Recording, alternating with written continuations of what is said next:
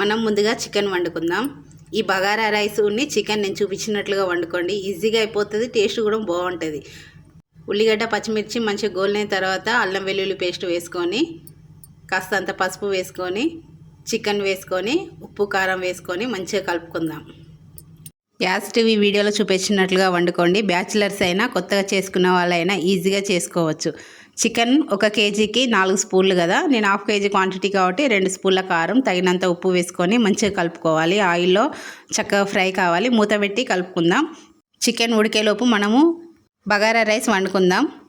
కాస్తంత నెయ్యి వేసుకొని అందులో ఆల్ మసాలా దినుసులు వేసుకొని కాస్త వేగిన తర్వాత ఉల్లిగడ్డ పచ్చిమిర్చి వేసుకోవాలి. స్పైసెస్ చక్కగా వేగిన తర్వాత పుదీనా వేసుకొని చక్కగా కలుపుకుందాం. మంచిగా వేగుతాయి. చక్కగా వేగిన తర్వాత అల్లం వెల్లుల్లి పేస్ట్ వేసుకుందాం. ఇంకా వాటరు సరిపడా ఎసరు పోసేసుకుందాం. 1/2 కేజీకి 4 గ్లాసుల వాటర్ పోసాను. చక్కగా వాటర్లో మరిగితే ఈ మసాలా దినుసులన్నీ వాటర్లోకి వస్తాయి. ఇలా మరిగేంత వరకు ఉంచుకొని సరిపడా ఉప్పు వేసుకొని ఆచి బిర్యానీ మసాలా వేసుకున్నా నేను.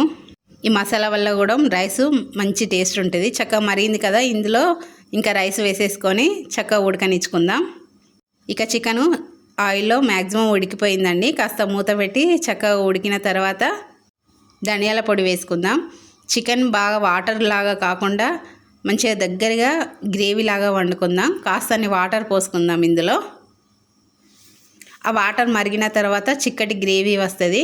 చక్కగా మూత పెట్టి ఉడికించుకుందాం. ఇప్పుడు బగారా రైస్ చూద్దాం. మంచిగా దగ్గర పడింది. కొత్తిమీర వేసుకొని ఒక 2 మినిట్స్ మూత పెట్టుకుంటే బగారా రైస్ అయిపోయినట్టే. ఇక చికెన్ కూడా కంప్లీట్ అయిపోయింది. చూడండి ఎంత చిక్కటి గ్రేవీ వచ్చిందో. ఇంతేనండి, ఈజీగా వండుకోవచ్చు. చూడండి ఎంతో టేస్టీగా ఉండే చికెన్ కర్రీ అయిపోయింది. బగారా రైస్ అయిపోయింది. Bye everyone.